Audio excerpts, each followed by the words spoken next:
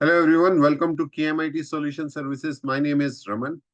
आज की इस लेक्चर में हम देखेंगे पॉलीमॉर्फिज्म के बारे में। देखिए, हमने इनहेरिटेंस पढ़ा, अब हम पॉलीमॉर्फिज्म पढ़ेंगे। ये भी एक पिलर है ओप्स का, मतलब ऑब्जेक्ट ओरिएंटेड प्रोग्रामिंग का। ठीक है, तो एब्स्ट्रैक्शन, इनकैप्सुलेशन, इनहेरिटेंस, पॉलीमॉर्फिज्म। तो हम स्टेप बाय स्टेप चीजों को सीख रहे हैं। पहले हमने क्लासेस एंड ऑब्जेक्ट्स देखे कि कैसे बनते हैं, फिर कंस्ट्रक्टर डिस्ट्रक्टर देखे, फिर इनहेरिटेंस देखा, इनहेरिटेंस में कंस्ट्रक्टर डिस्ट्रक्टर कैसे यूज होते हैं वो देखा। अब पॉलीमॉर्फिज्म, तो ये इंटरलिंक्ड है सभी टॉपिक। अगर आप पॉलीमॉर्फिज्म पे डायरेक्टली आ रहे हैं और आपको इनहेरिटेंस नहीं पता, आपको क्लासेस एंड ऑब्जेक्ट नहीं पता, तो मैं ये रिकमेंड करूंगा पहले आप वो वीडियोस देखें, क्योंकि उस केस में आपको समझना बहुत इजी हो जाएगा इसको। ठीक है, चलिए हम पॉलीमॉर्फिज्म के बारे में पढ़ते हैं। अभी फर्स्ट मैं इंट्रोडक्शन के बारे में डिस्कस करूंगा इस लेक्चर के अंदर। आने वाले लेक्चर्स में हम डिटेल में पढ़ेंगे पॉलीमॉर्फिज्म के बारे में, जिसमें हम स्टैटिक डायनेमिक पॉलीमॉर्फिज्म पढ़ेंगे। ठीक है, देखिए पॉलीमॉर्फिज्म का मेन पर्पस क्या है। फॉर एग्जाम्पल, एक कोई ऑब्जेक्ट है, या हम ऐसे मान लेते हैं कि एक पर्सन, ठीक है, और इस पर्सन का हमने एक ऑब्जेक्ट बनाया। तो पर्सन एक क्लास है, P1 एक ऑब्जेक्ट। इस पर्सन का जो बिहेवियर है वो ऑफिस में अलग है, क्योंकि वो एज एन एम्प्लॉय काम कर रहा है। उस पर्सन का बिहेवियर होम पे अलग है, ठीक है, क्योंकि वो एज ए फैमिली मेंबर काम कर रहा है। उस पर्सन का बिहेवियर अलग है जब वो फ्रेंड सर्कल में है। तो पर्सन तो वही है, यानी कि ऑब्जेक्ट तो वही है, लेकिन उसका बिहेवियर ऑफिस में अलग है, उसका बिहेवियर होम पे अलग है, उसका बिहेवियर फ्रेंड में अलग, फ्रेंड सर्कल में अलग। तो ये एक ऑब्जेक्ट का अलग अलग बिहेवियर पॉलीमॉर्फिज्म। ठीक है, ये एक नटशेल में मैं पॉलीमॉर्फिज्म को अगर डिफाइन करना चाहूंगा, one name but different behaviour और डिफरेंट फंक्शंस। तो बिहेवियर जब हम डिफाइन करते हैं, हम फंक्शन से भी डिफाइन कर सकते हैं, हम ऑपरेटर से भी डिफाइन कर सकते हैं, हम रेफरेंस से भी डिफाइन कर सकते हैं। तो इसी के बेस पे जो हम पॉलीमॉर्फिज्म का टॉपिक पढ़ रहे हैं। तो पॉलीमॉर्फिज्म क्या होता है, दो टाइप का होता है। एक तो कंपाइल टाइम पे होगा, कि जब आपका कोड कंपाइल हो रहा है उसी टाइम पॉलीमॉर्फिज्म इंप्लीमेंट होगा, उसको हम स्टैटिक पॉलीमॉर्फिज्म बोलते हैं। और एक जब आप प्रोग्राम को एग्जीक्यूट करोगे, तब ये पॉलीमॉर्फिज्म इंप्लीमेंट होगा, तो उसको हम रन टाइम या डायनेमिक पॉलीमॉर्फिज्म। एक बार डेफिनेशन देख लेते हैं। Polymorphism in C++ is one of the four fundamental principles of object-oriented programming. It allows objects of different types to be treated as objects of common base type। ठीक है, तो common base type है, लेकिन उसका behaviour वो treat differently हो रहा है। This enables you to write more flexible and extensible code। C++ supports two main type of polymorphism: compile time and run time। ठीक है, अभी हम इस लेक्चर में, जैसे मैंने बोला, कि हम सिर्फ इंट्रोडक्शन के बारे में देखेंगे। इसका एक्सटेंसिव एग्जांपल्स हम आने वाले लेक्चर्स में देखेंगे। ठीक? तो एक बार ये एग्जांपल देख लेते हैं, कौन कौन से या टाइप्स देख लेते हैं। पहले देखते हैं हम कंपाइल टाइम। तो जैसे मैंने बोला, कंपाइल टाइम टाइम क्या होता है, जब आप प्रोग्राम को कंपाइल कर रहे हो उस टाइम जो पॉलीमॉर्फिज्म अगर वो डिफाइंड हो जाता है, तो वो कंपाइल टाइम पॉलीमॉर्फिज्म होता है। इसमें क्या है, फंक्शन ओवरलोडिंग। अगर आपको याद हो कि हमने फंक्शन ओवरलोडिंग का एक टॉपिक पढ़ा था, ठीक है, तो अगर नहीं देखा आपने वो लेक्चर, तो आप वो लेक्चर देखिए, मैं इधर ऊपर आई बटन पे भी दे दूंगा वो। ठीक है, तो इन C++ you can define multiple function under the same name. अभी क्या है कि मान लिया आपने एक फंक्शन बनाया, जैसे ये कैलकुलेटर क्लास है, इस क्लास में एक फंक्शन बनाया ऐड, जिसके अंदर आप दो पैरामीटर पास कर रहे हैं, ए एंड बी, और आप कह रहे हैं कि ये रिटर्न करेगा A+B। ठीक है, अब देखिए, यहाँ पे जो पैरामीटर पास किए मैंने, इनको हम पैरामीटर बोलते हैं, आर्ग्यूमेंट भी बोलते हैं, सिग्नेचर भी बोलते हैं। ठीक है, तो ये जो हमने पैरामीटर पास किए, ये दोनों इंटीजर टाइप के। तो यानी कि अब मैं यहाँ पे एक्चुअली क्या कहना चाह रहा हूँ, मैं यहाँ पे कहना चाह रहा हूँ कि ये एक ऐड फंक्शन है कैलकुलेटर क्लास का, जिसके अंदर दो पैरामीटर पास हो रहे हैं, और वो दोनों पैरामीटर है इंटीजर टाइप। तो यानी कि जब मैं कैलकुलेटर क्लास का ऑब्जेक्ट बनाऊंगा, जैसे कैलकुलेटर का ऑब्जेक्ट बनाया C1, ठीक है, और यहां पे मैंने लिखा C1 डॉट एड।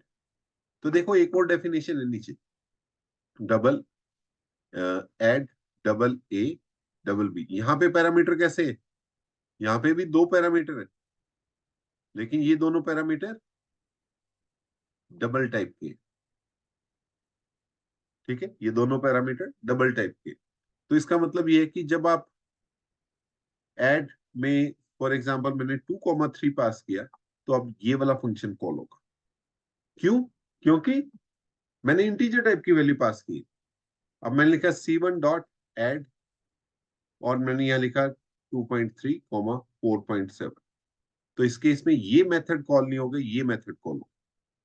तो ये फंक्शन ओवरलोडिंग होता है, और ये स्टैटिक पॉलीमॉर्फिज्म में आता है, क्योंकि कंपाइल टाइम पे ही आपको पता लग जाएगा कि पॉलीमॉर्फिज्म इंप्लीमेंट हो रहा है कि नहीं। ठीक है, अभी इसको हम डिटेल में करेंगे। ठीक है, तो इसी तरह आगे जो हम पढ़ेंगे वो एक ऑपरेटर ओवरलोडिंग का भी कॉन्सेप्ट पढ़ेंगे। तो ऑपरेटर ओवरलोडिंग में क्या होता है कि आप ऑपरेटर्स डिफाइन करते हैं। देखिए, ऑपरेटर ओवरलोडिंग का पर्पस क्या है? देखिए, आपके पास दो नंबर है, 2+3 आपने लिखा, तो ये दे देगा आपको 5। क्यों? क्योंकि प्लस डेफिनेशन क्या है, ये एक ऑपरेटर है, इसकी डेफिनेशन कहीं ना कहीं लिखी हुई है, और उस डेफिनेशन के बेस पे उसने क्या किया, इन दोनों वेरिएबल्स को ऐड कर दिया। अब मान लिया इसकी जगह मेरा एक ऑब्जेक्ट 1 है और एक ऑब्जेक्ट 2 है। अब ये इंटीजर नहीं है, ये मेरे क्लास के ऑब्जेक्ट है। अब मैं चाहता हूं कि जब ये दोनों प्लस हो, तो कुछ ना कुछ फंक्शनैलिटी जो मैं डिफाइन करना चाहता हूँ वो इम्प्लीमेंट। तो इसका मतलब मुझे ये प्लस की डेफिनेशन लिखनी पड़ेगी, क्योंकि प्लस की डेफिनेशन ऑलरेडी डिफाइंड है। तो मैं इसको क्या कर रहा हूँ, ओवरलोड कर रहा हूँ। You can also overload the operators for user defined data type, right? So you we are basically allowing to define the custom behaviour of the operators. तो ये देखो, मैं यहाँ पे एक प्लस ऑपरेटर, अभी जैसे मैं बोल रहा हूँ, अगर ये एग्जांपल समझ नहीं आ रहा कोई बात नहीं, नेक्स्ट में हम अच्छे से देखेंगे। तो यहाँ पे ये ऑब्जेक्ट 1, और ये अदर जो इंडिकेट कर रहा है, ये ऑब्जेक्ट 2 को इंडिकेट कर रहा है। तो मैं बोल रहा हूँ कि इसके अंदर this dot real plus other dot real. मान लिया दो वेरिएबल्स आपने लिए, रियल और इमेजनरी, और आपने कहा कि this dot real means object 1 का रियल को ऐड कर दो, रियल को ऐड कर दो ऑब्जेक्ट 2 डॉट रियल। तो यहाँ पे अदर को रिप्रेजेंट कर रहा है ऑब्जेक्ट 2।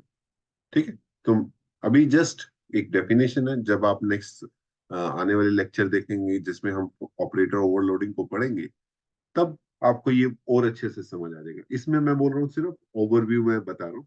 ठीक है, अगर आपके एग्जाम में क्वेश्चन आता है कि ऑपरेटर ओवरलोडिंग क्या है, या आपके एग्जाम में आता है कि पॉलीमॉर्फिज्म क्या है, तो आप ये एक छोटे से एग्जाम्पल दे सकते हैं।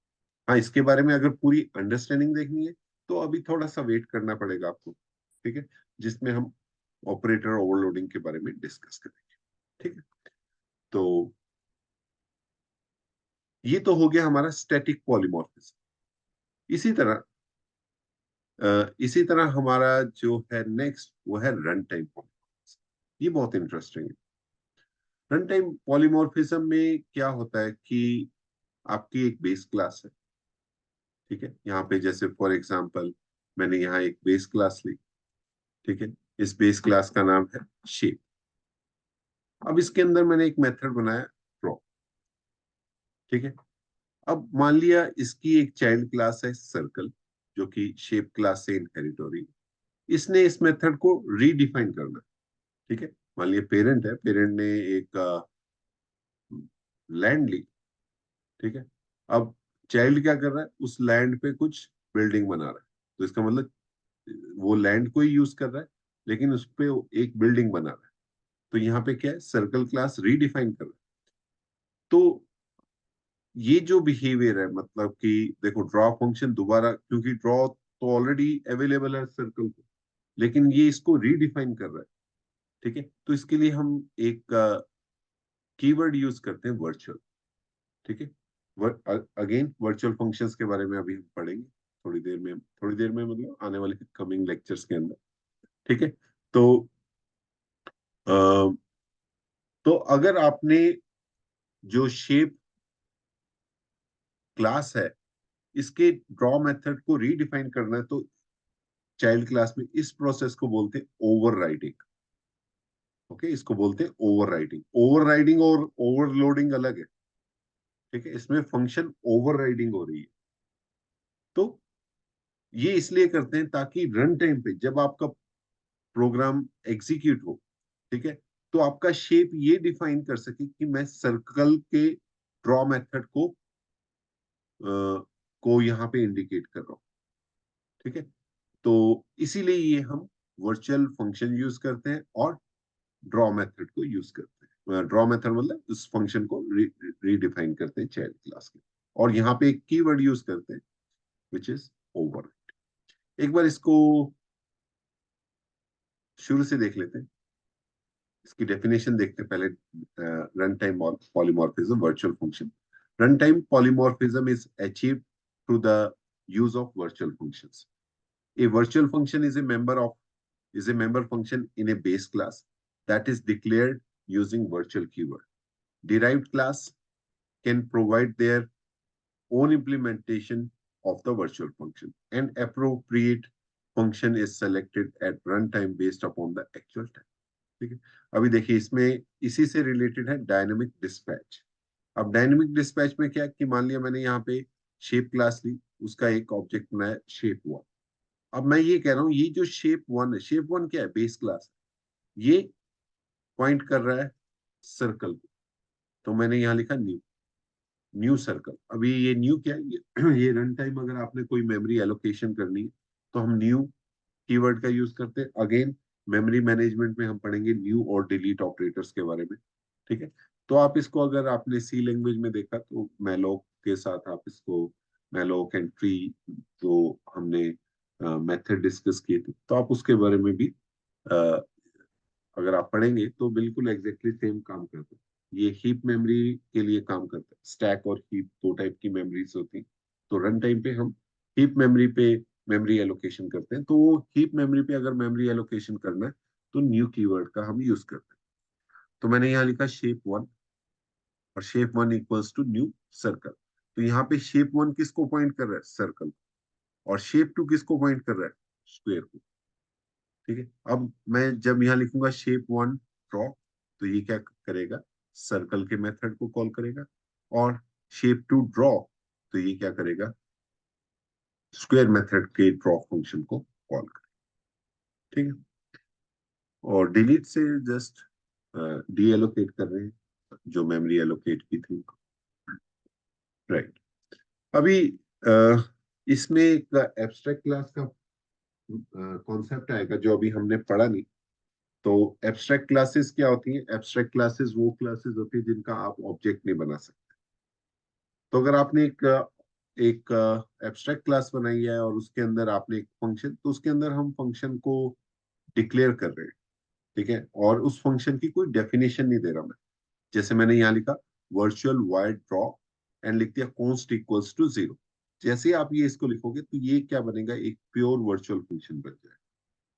ठीक है, प्योर वर्चुअल फंक्शन जिसमें फंक्शन की डेफिनेशन ही नहीं है बेस क्लास में, तो उनको हम ओवरराइड करेंगे। तो यहाँ पे हमने ओवरराइड किया। तो ये एक इंट्रोडक्शन हुआ जिसमें हम पॉलीमॉर्फिज्म के बारे में जस्ट एक इंट्रोडक्टरी पार्ट पढ़ा है हमने इसके अंदर। ठीक है, डिटेल में अभी हम आगे पढ़ेंगे ईच कंपाइल टाइम को भी और रन टाइम को भी। ठीक है, आई होप आपको ये लेक्चर समझ आया होगा। लेकिन अगर फिर भी थोड़े बहुत डाउट है, डोंट वरी, आने वाले लेक्चर्स में वो क्लियर हो जाएंगे। ठीक है, तो आज के लेक्चर को यहीं वाइंड अप करते हैं। अगर आपको कोई क्वेश्चन है तो आप क्या कर सकते हैं, आप कमेंट सेक्शन में पूछ सकते हैं। अगर आपने मेरे चैनल को अभी तक लाइक सब्सक्राइब नहीं किया तो प्लीज कर दो। Okay, thank you very much for watching this lecture and see you in next lecture with a new topic. Bye bye.